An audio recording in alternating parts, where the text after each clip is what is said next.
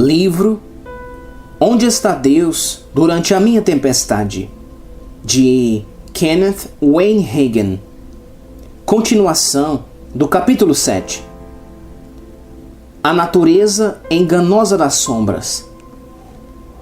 Você já notou que, em certos períodos do dia, dependendo da posição da Terra em relação ao Sol ou à Lua, a sombra de um objeto pode fazê-lo parecer muito maior do que ele realmente é? Quando eu era criança, painéis finos cobriam as janelas da minha casa.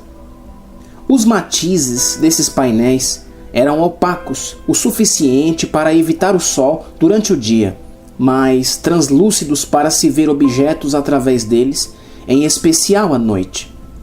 Era possível recolhê-los a fim de que o sol entrasse ou fechá-los para ter privacidade. À noite, o luar ou até mesmo a luz da rua formava algumas silhuetas bem assustadoras por trás daqueles painéis. Para uma criança sozinha no escuro, aquelas sombras eram visões aterrorizantes.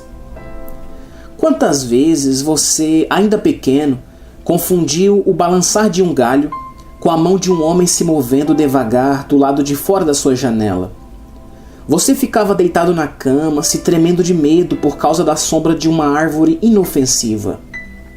O diabo, da mesma maneira, gosta quando temos receio de alguma coisa que não existe, como a sombra de um gigante e não do próprio. As sombras mudam a perspectiva das circunstâncias, fazendo tempestade em copo d'água, e muito barulho por nada. Todavia, os seus efeitos podem ser devastadores. Pense, por exemplo, nos problemas que poderiam surgir se você agisse influenciado pela visão de uma sombra ou de uma mentira ao achar que é odiado por todos no seu trabalho.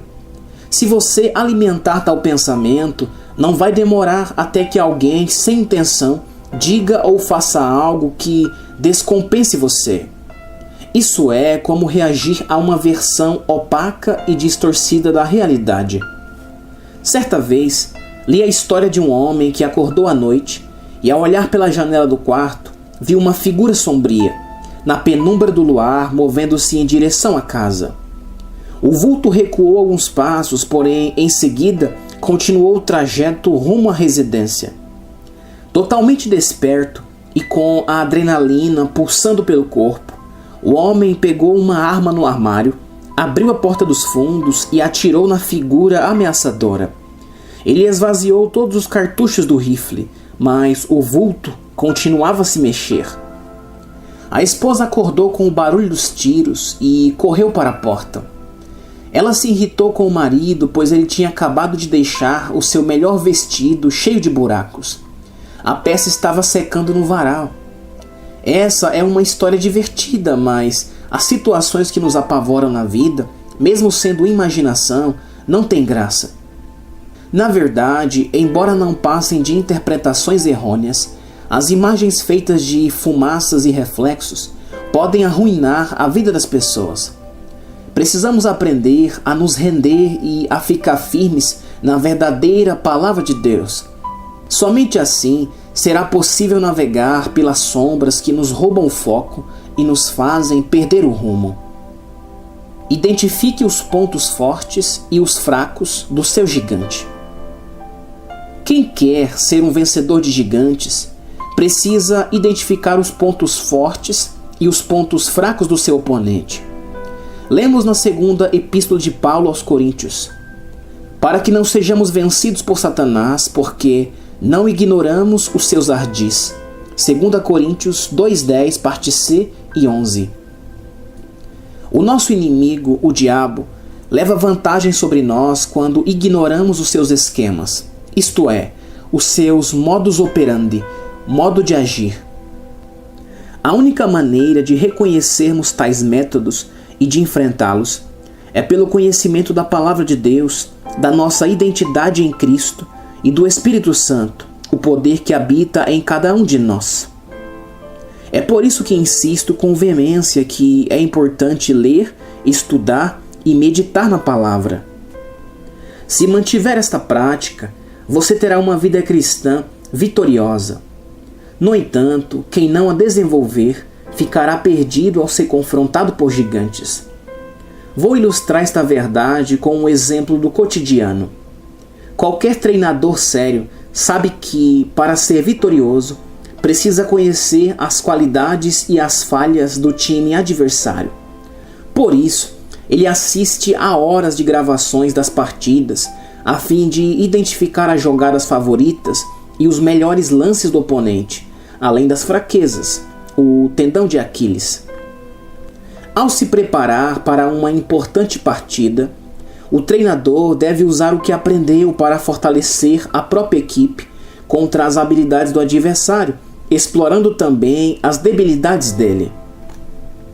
Você pode notar que um time nunca ataca a outra equipe no que ela é forte. Pelo contrário, os esportistas se beneficiam do ponto de vulnerabilidade do oponente. É preciso reconhecer, portanto, as forças e fraquezas do maligno, bem como as suas próprias habilidades e deficiências. É necessário enfatizar os seus talentos e trabalhar as suas falhas contra os ataques de Satanás. Conforme já dito, o maligno é hábil em enganar, distrair e seduzir, afastando as pessoas da palavra de Deus e da esfera da fé. Se ele conseguir fazer com que a pessoa comece a duvidar das Escrituras ou a questionar a própria fé, ela será derrotada com facilidade.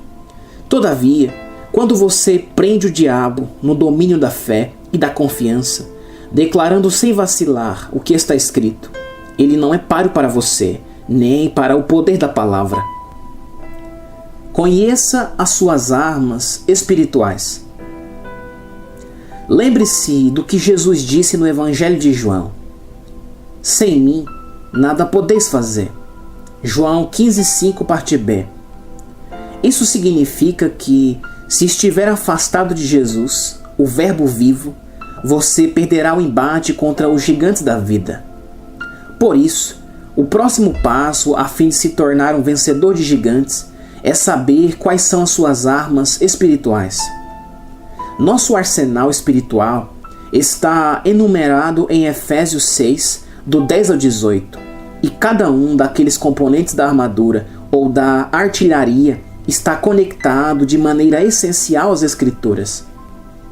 O verso 17, por exemplo, diz: tomai também o capacete da salvação e a espada do Espírito, que é a palavra de Deus.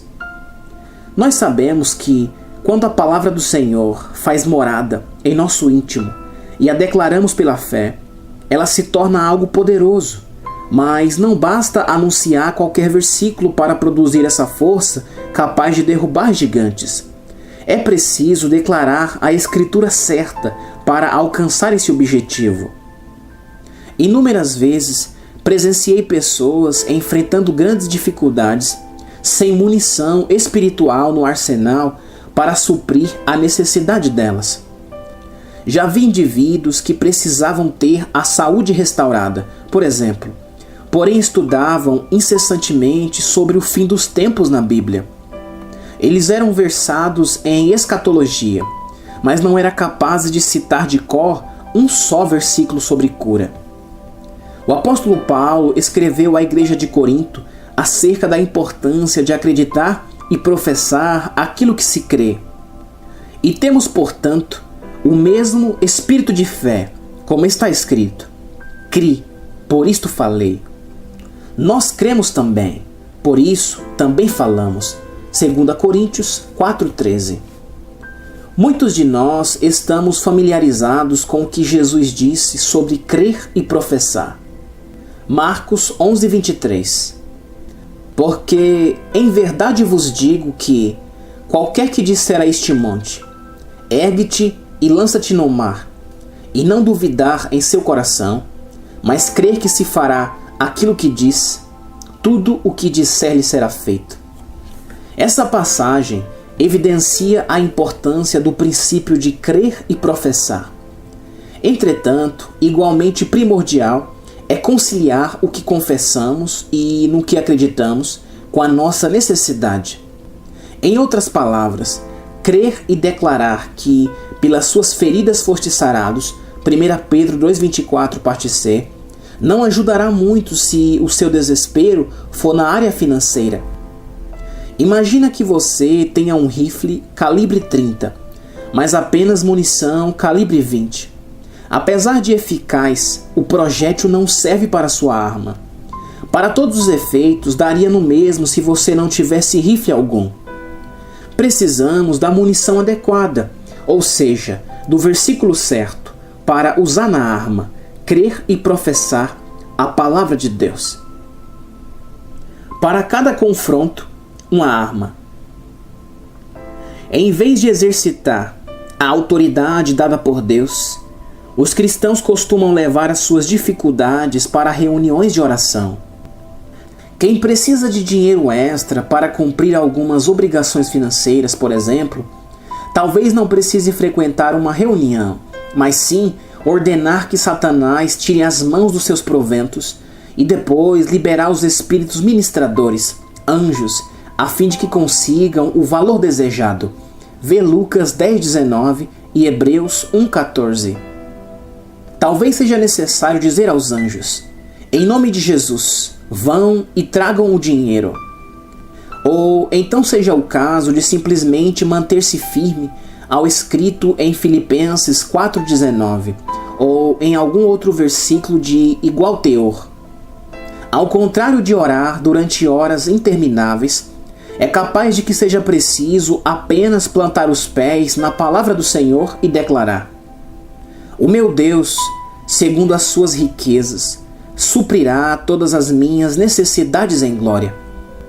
Não me entenda mal, eu não sou contra orar, afinal, essa prática é poderosa e devemos lançar mão delas mais vezes. Em alguns momentos, porém, não precisamos de extensas horas de oração, mas sim de dar um passo de fé e agir de acordo com o que professamos. Davi não participou de um encontro de intercessão antes de enfrentar Golias. De certo, tinha uma vida de oração enquanto cuidava do rebanho do pai.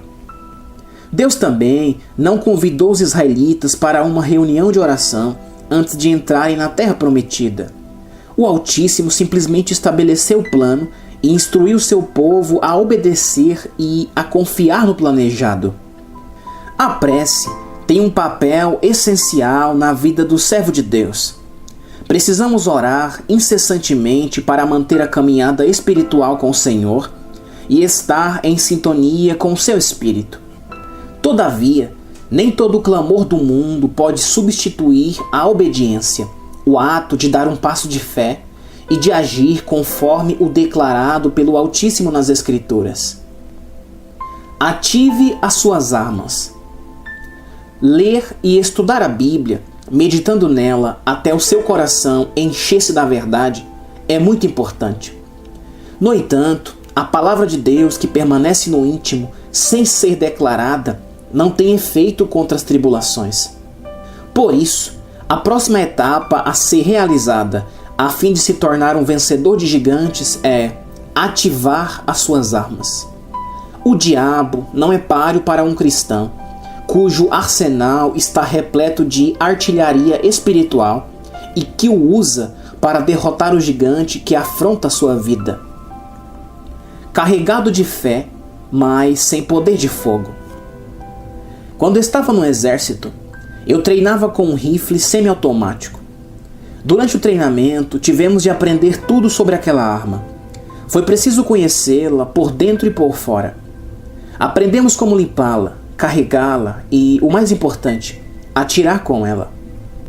Para carregar este tipo de rifle, é preciso abrir o pente antes de inserir o cartucho de munição. Entretanto, o carregador precisará ser liberado para que o projétil entre no cano. Ou seja, você pode carregar a arma, engatilhá-la e ainda assim não ter como disparar um tiro sequer. Em outras palavras, você tem em mãos um rifle carregado, mas completamente inútil se não for ativado de modo adequado. Como pode perceber, não basta ter uma arma, é preciso saber como ativá-la para poder usá-la. Da mesma maneira, não basta ter fé, devemos aprender a colocá-la em prática para vencermos as tribulações.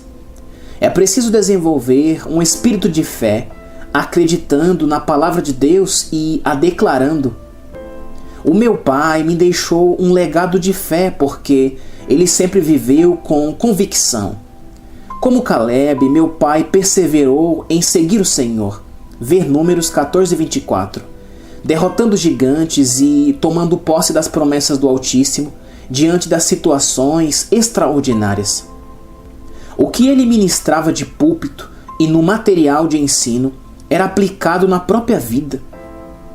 Você nasceu para derrubar gigantes, portanto, também pode transmitir um legado de fé para os seus filhos e netos. Nenhuma adversidade pode abater quem sabe usar a própria artilharia espiritual, crendo e declarando a palavra de Deus pela fé. Para se tornar um vencedor, confesse as Escrituras sem cessar, ousadamente, enfrentando o gigante e os vendo cair destruídos diante dos seus olhos.